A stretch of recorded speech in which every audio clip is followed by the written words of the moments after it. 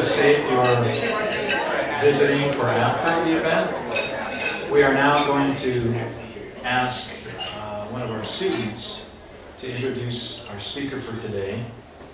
And you can continue with your lunch, and once you're finished with your salmon or your pasta, the catering staff will be bringing out dessert as well. So as you do that, just try to keep the noise to a minimum. That's why we have the microphone so you can hear. But I'm going to ask one of our students in the College of Business and Economics, Chelsea Sowers. She's also president of our chapter Bay Alpha Psi, and she will be introducing our speaker. Thank you. Thank you, Dean Lowe, and thank you for putting on this wonderful event. I am really honored to be a part of it. So I'm actually the third generation of women to attend CSU East Bay, beginning with my grandmother, who completed her Master's of Science in the 60s at then CSU Hayward. After that, she taught in the biology department for over 25 years, teaching hematology, immunohematology, and other hard-to-pronounce classes. During this time, my Aunt Betty Sowers graduated with a bachelor's in science. My uncle Brian Sowers works in the science department maintaining and repairing equipment for the last 35 years. And my cousin Amy Sowers graduated last year with a degree in kinesiology, thus creating an unbroken line of Sowers family presence for over 50 years. And today, it's my honor to introduce another graduate of Cal State East Bay, then Cal State East Hayward, and this is Kim Kaselionis. Kim Kaselionis was the founder, managing partner of Breakaway Funding, LLC. She's the former chairman and CEO of Circle Bank, which she led to 53 consecutive profitable quarters before managing its above book value sale to Umpqua Bank in late 2012. During her tenure, she built Circle Bank from nearly insolvent one-branch community to 6-location, $325 million total assets Northern California leader. In 2013, she founded Breakaway Funding to take advantage of provisions of the Jobs Act in 2012. She won numerous industry, professional, and community awards in her 2 decades in the financial services industry and has represented California community banks on a national level.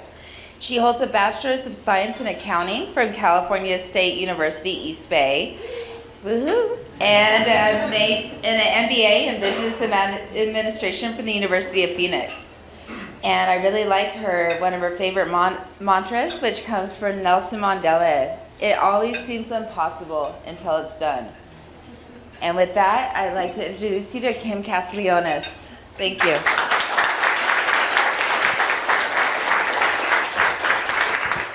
Thank you, Chelsea, for doing that introduction. We're going to do this in a casual conversation format, just to give you a feel for Kim as a person, as well as her amazing career. She's going to address a lot of different questions that I've got for her, so you're going to be mainly hearing from her, but I will be asking some questions, and I've told her that she can take these questions wherever she wants to, and keep this as casual as possible. When we're finished with the questions that I've prepared for her, if there's time at the end, then we will open it for questions from the audience, so be thinking about what you might want to ask. But I would like to start off, Kim, by saying what a pleasure it is to have you here. We spoke on the phone a few times before you came, and I've been looking forward to meeting you for quite a long time. And so thanks for coming. And I'll just start right off with the first question. And that is, how did your education at Cal State East Bay shape your career? Well, first of all, I'd like to say thank you very much for the lovely introduction.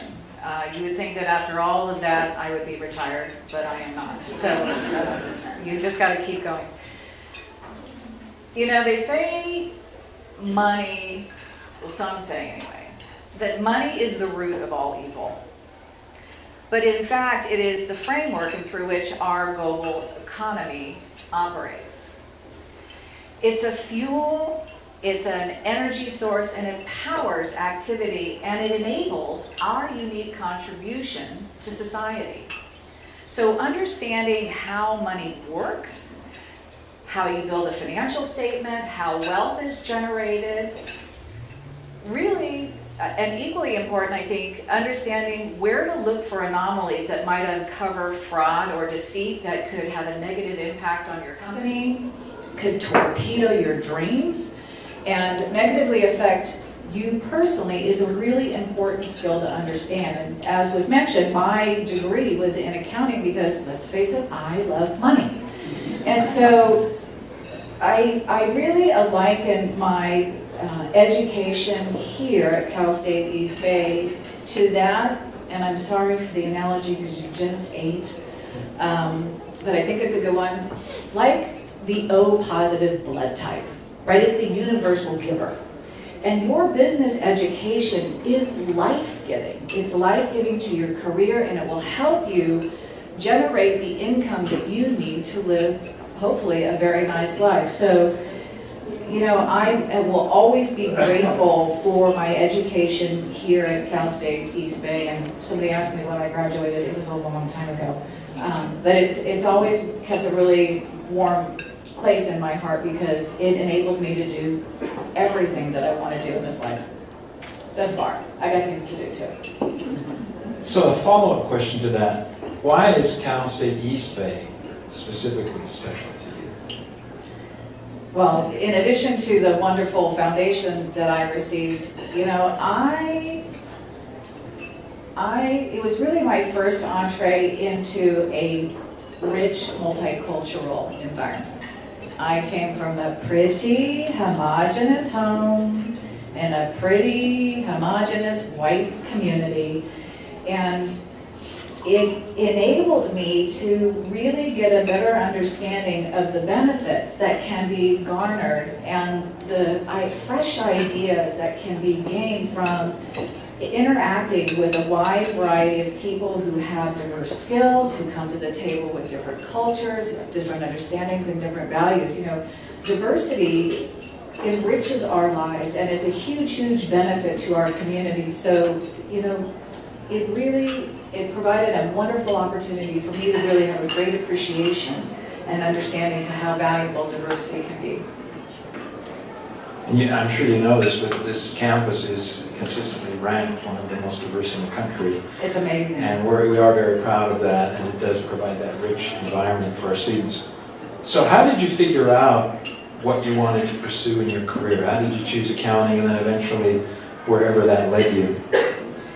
So it's kind of a short and a long story at one time, so hopefully I won't get lost. Well, I'm the oldest of 5. And my mother got divorced from my parents when I was 7, and she married somebody with 5. And so it was, for any of you who know the Brady Bunch, it was not that at all. So when I graduated from high school, she said, here's a typewriter, go to college, and I don't care what you take, as long as it's business. Because she understood the value of a business education. Anyway, so I chose accounting. When I graduated from Cal State, I went to work for her. She was a wealth advisor. And I was exposed to a number of wonderful and a variety of business activities, real estate investing, oil and gas investing, stocks and bonds, which was great because, you know, the accounting was that O blood type, right, that could take me anywhere I wanted to go. Anyway, long story short, part of her investment management strategy as a wealth advisor was forming and funding community banks, right, as an investment. And one of the 3 financial institutions that her clients put the money into was opened in 1990, and it immediately got into trouble. Now, one of the things that happens in this world is if you have the money, you get a seat at the table. So as her trusted lieutenant, she appointed me in her stead to be on ultimately the bank board, which is the precursor to really Breakaway Funding. I was 16 and a half years as the CEO of the bank, which is really my shining star at the moment.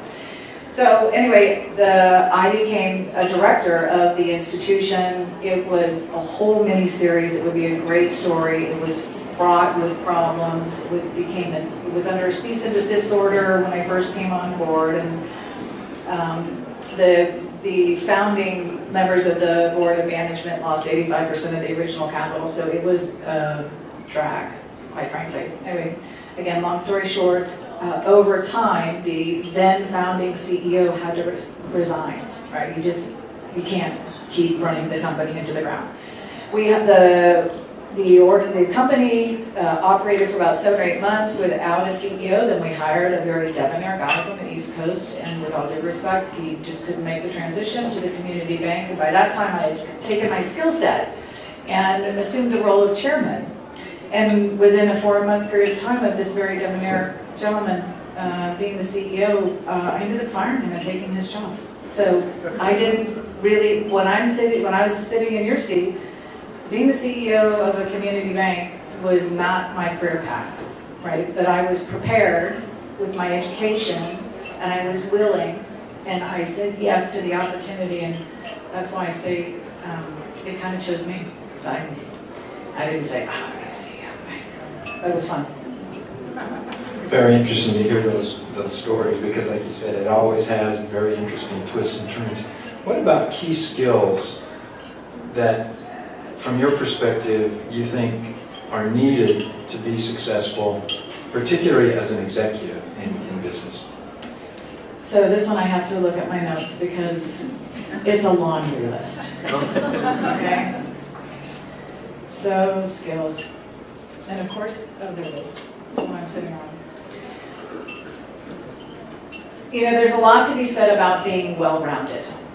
And it's really, really important that you have a toolkit or briefcase or man purse or whatever you carry to show up with, right? And a lot of these skills are acquired over time, and you will find yourself in a situation where maybe you're lacking a particular skill and you're going, that was really embarrassing. Next time I come back, I'm going to have that with me. So I will give you a few that I think are some must-haves in your toolkit, and certainly you will find your own as you evolve into your own leader, into your own executive. First one, solid financial foundation. You have got to understand how money works. It doesn't matter if you're in marketing, it doesn't matter, you know, if you're in real estate, you have to really understand how money works. So solid financial foundation. Public speaking. Who would rather have their teeth pulled with no Novocaine than public speak, right? You don't get better. Most of us aren't born with a skill to just come up here and speak without freaking out. So public speaking is a really important skill and a very admirable skill that takes practice. And you practice by saying yes to invitations like this to practice. So public speaking is another strong one. Networking. Okay. You are the social generation. Right, so you online all the time, but it's really important that you meet people and you get eye-to-eye contact and you build a very robust network that you can call upon here, there, you know, where in the future. One of my friends is here, Dr. Larry Souza, that happens to be a professor here at the school. I met Dr. Souza through Breakaway Funding, and then I called upon Dr. Souza to provide 2 separate free, thank you very much, seminars. So he did some online seminars for us. I would not have had the opportunity to draw on that resource if I hadn't taken the time and the effort to cultivate and nurture a strong network, which is really, it takes effort, but it will pay dividends, believe me, for many, many years to come. Communically, I don't know, do I have a time frame on how long I can answer the question? When we run out of time, I'll definitely. Okay, we'll get through 3 questions at the rate of communicate effectively. Look, people need to understand what's on your mind and where you want to go. You need to be able to articulate your expectations, whether it's your colleagues, your professors, your spouse, or ultimately your children. You've got to communicate effectively if you want to get where you want to go, right? So learn how to really effectively communicate, and it'd be a great way also when you're interviewing for a job, right? To the extent that you can articulate your skill set, why you want to be there, why you want to work for that company, why that compensation is too low, You need to be able to articulate that well. Learn how to collaborate with people.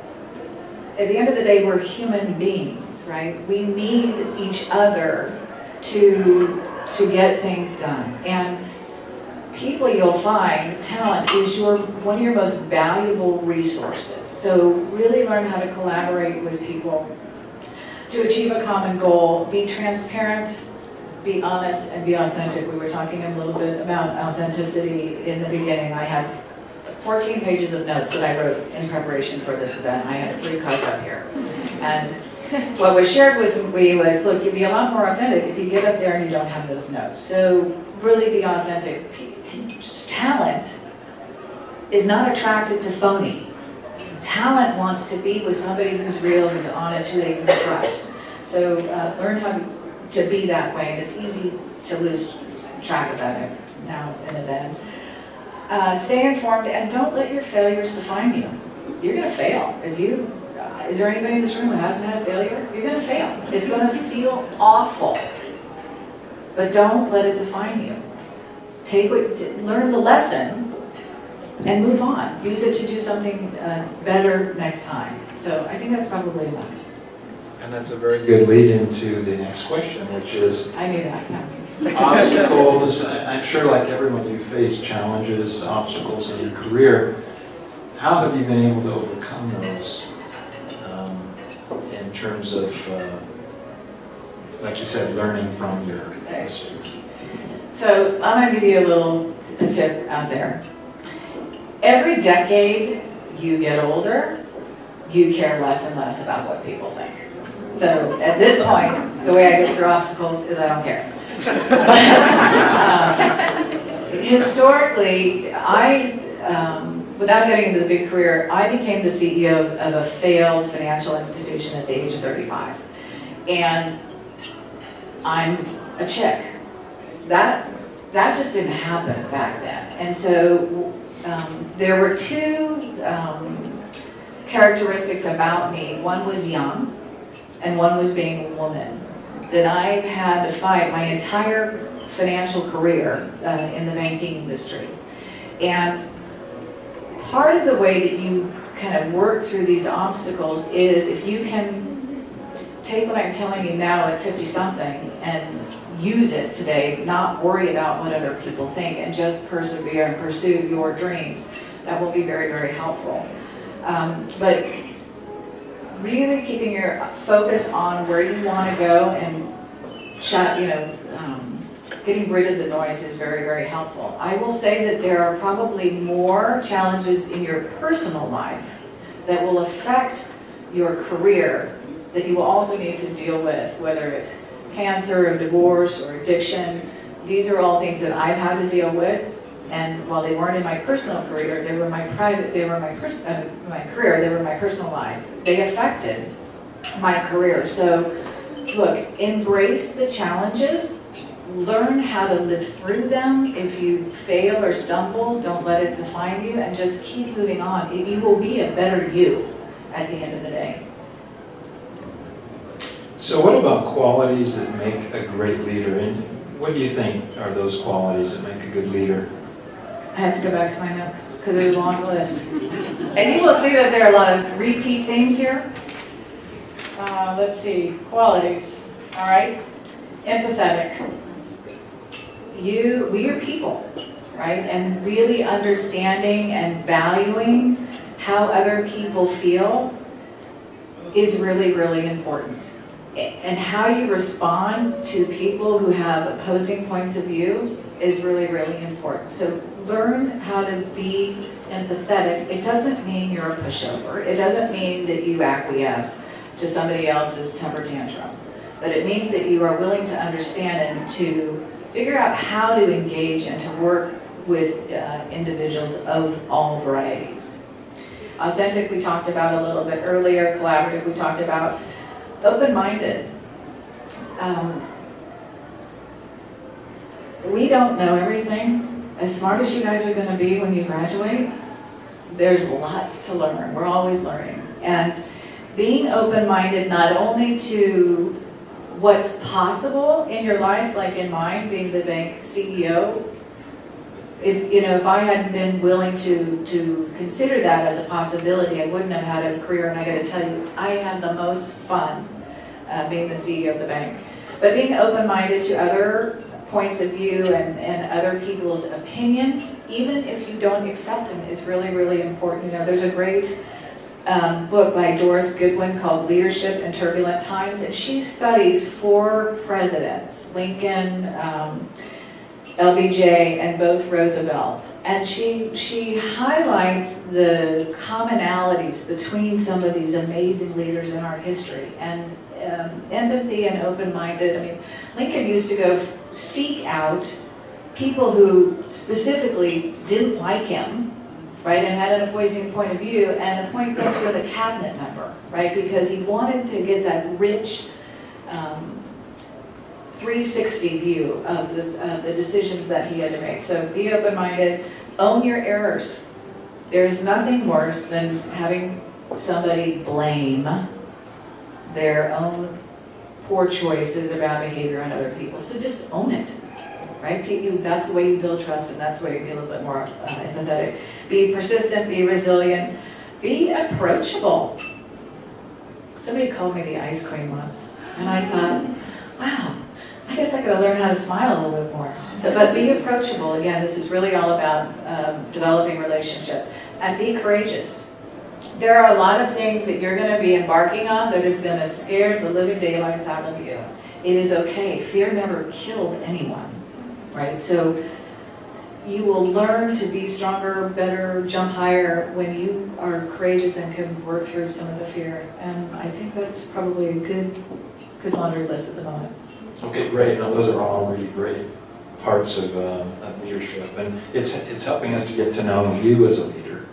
And I think that's really the point of this, is to get to know you and what you've learned.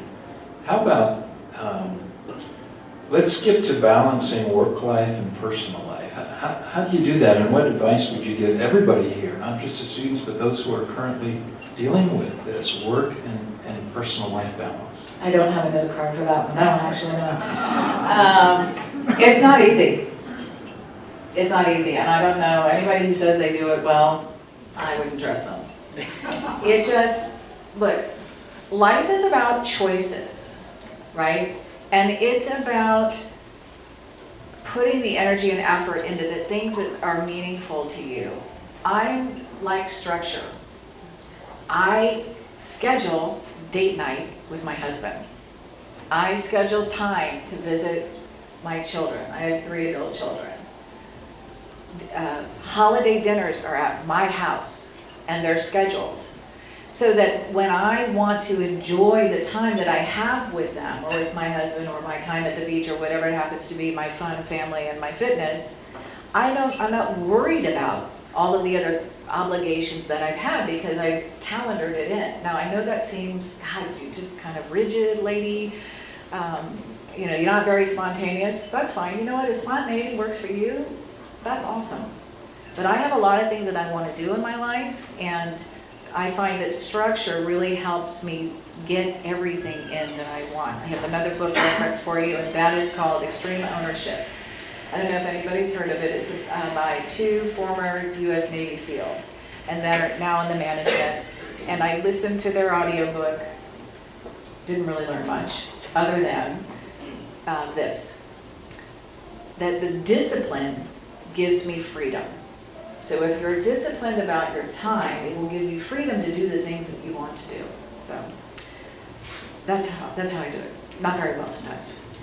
And it's okay. It's okay, because there's always tomorrow.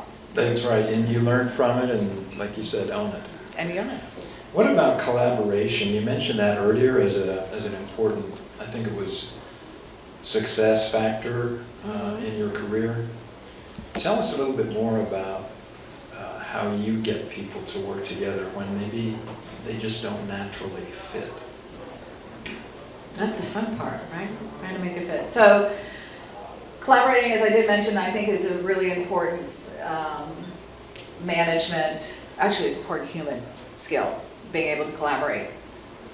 I think you have to start with being empathetic, right? Understanding what people are bringing to the table in terms of their person, right? So that the way that you phrase the common goal, that you solicit the ideas from people, that you have an understanding of what you may be expecting to hear. I think it's important for you to value other people's opinions, that they know that their opinion is validated, right? And then at the end of the day, whatever the decision is, or the collaboration is, that the common goal is well articulated again, right? Communicate the common goal so that we can all be, in the boat, rowing the same direction at the same cadence so we get where we're wanting to go. So again, a lot of the things that I say or I believe or I value have to do with being empathetic and really valuing and understanding other people, even though, guess what, I don't agree with them half the time anyway. Doesn't matter. Thank you. I think we're going to, in the interest of time, do you have a little more time to stay for some questions? I do. Okay, I'd like to hear from our audience. And if you'd like to work in anything else, any other thought that you wanted to communicate, you can probably work it into one of these questions. Or you can just share it whenever you want to. You can just launch it right now. Maybe while someone's coming up, or if there's a dead space and nobody's coming up, you can say whatever you'd like. So we do have a microphone there in the back, and while you're going to the microphone, just line up in an orderly way and ask your question there. Let's see what else Kim would like to say before we have questions. May I have an audience question? How about if I return the table? Who's afraid of what's out there that they don't know that they're going to be successful? Does anybody have the courage, one of those traits, to stand up and share why? Well done. The mic's in the back.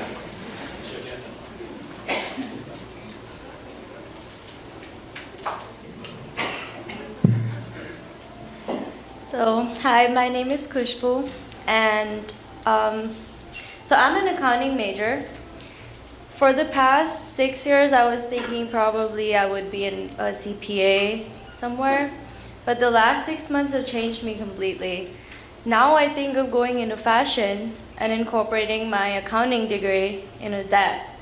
So, and I don't have any experience other than my mom and her boutique that I've been seeing since like 2 years old. So I don't know what's gonna happen. I don't know if I'm gonna be successful. I don't even know if I'm good at fashion, but it's just something that I wanna pursue. So what will you do now, after all the great advice I've just given you, right? What one thing can you take away to help give you more comfort that pursuing your dream could be very fruitful? I think the first thing that I resonated was courage. Like you really have to keep it together and not panic to actually think about something. Because if you just keep panicking, you're just like stuck in the phase. And next thing would be being open-minded, keeping my options open, not just thinking this way, but like opening this part and seeing all the way. So these were the first two things that came to my mind when I heard you talking.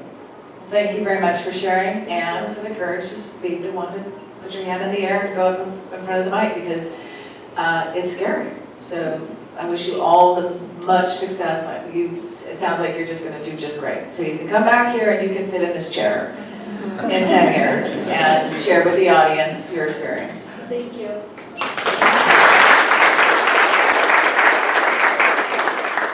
Question, go to the mic there. First one to the mic.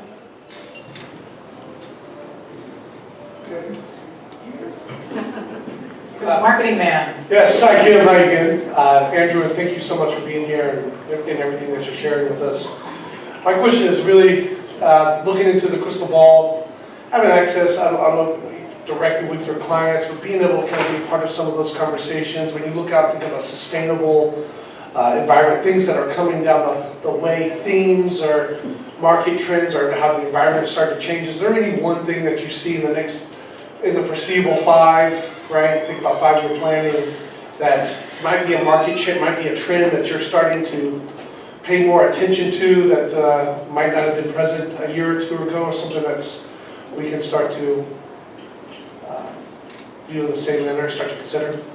I should be asking you that question. That said, look, I'm old school. I value relationships. And when I was referring earlier to building and cultivating and nurturing relationships, I do that one-on-one with people. I did it with my clients at the bank, I did it with my clients at Breakaway Funding, and I don't know if there's an appropriate or an equal substitute for just one-on-one human interaction. So I don't have that answer for you. That's what I got for you. But I want you to call me when you have a good answer for your own question. I can help you with that. Thank you. Thank you. We've got time for a couple more.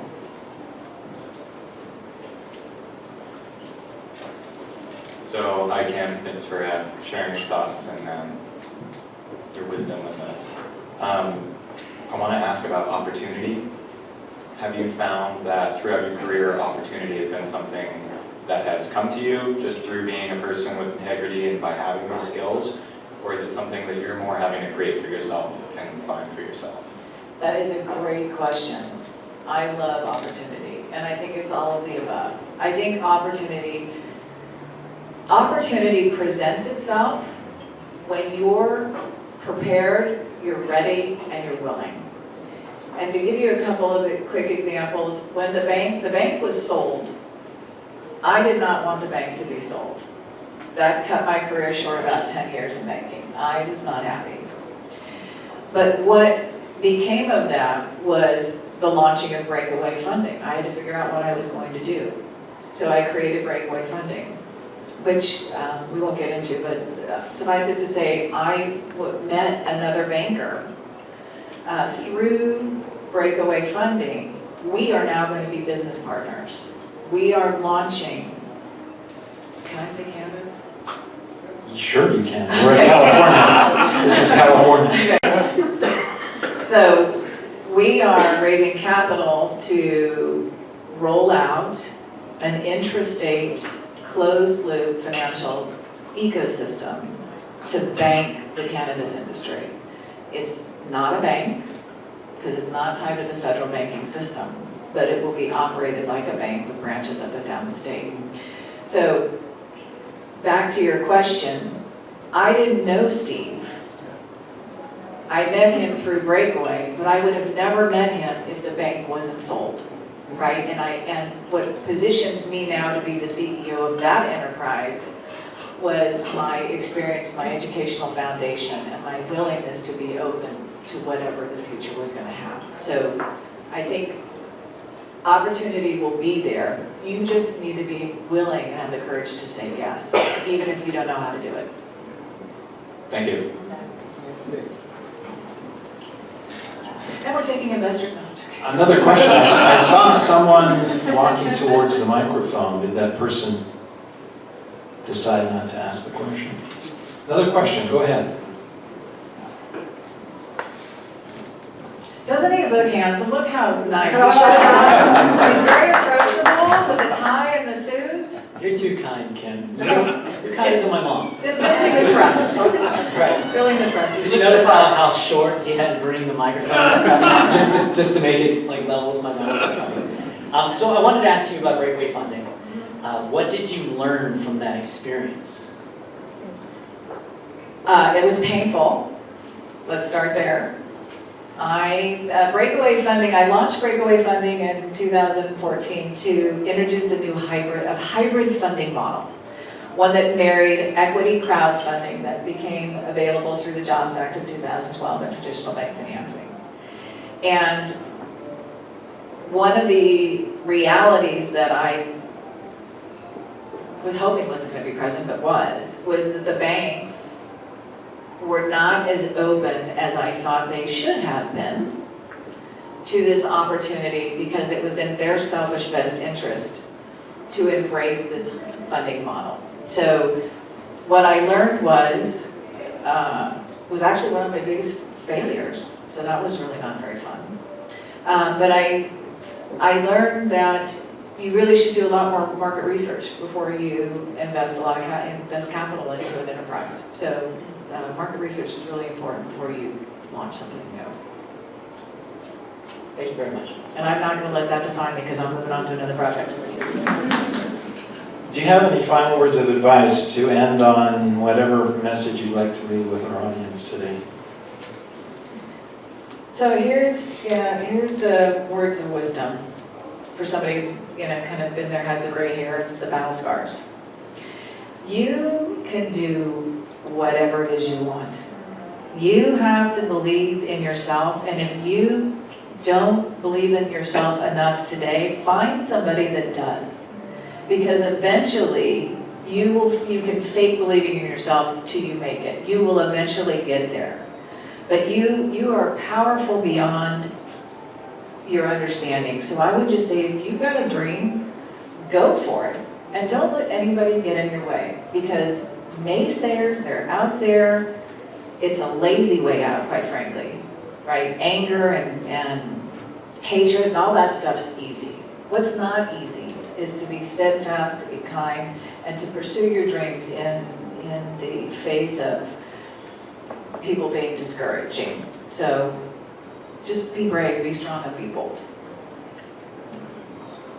Very good. Well, it's been a pleasure, Kim, to hear your story and some of your great words of advice and wisdom for everybody here. And I'd like to thank all of you for coming. We have lots of students, we have faculty, staff, alumni, members of the business community, we have employees of the university, we have one of my dean colleagues here.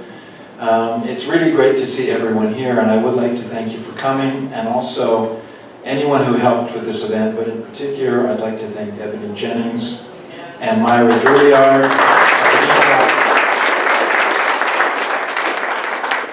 We have something for our speaker, I believe. I'm not sure where it is, but I'm looking for it. I have one more thing. Give back. Come back to the school and share your stories. Give back wherever you are.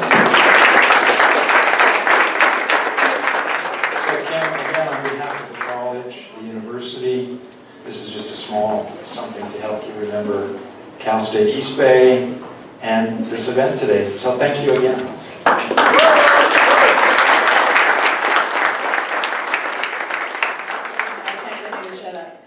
So I love the fact that Cal State East Bay mascot is a pioneer, because it can be used in so many fashions, right? You can pioneer financial services, you can pioneer marketing, you can pioneer lots of things in this world. And so if nothing else, you are all really very fortunate to be part of a pioneering community and environment. So remember that when you get out there and you get scared. Remember, I'm a pioneer. Thank you again, Kim, and thank you all for coming. Have a good afternoon.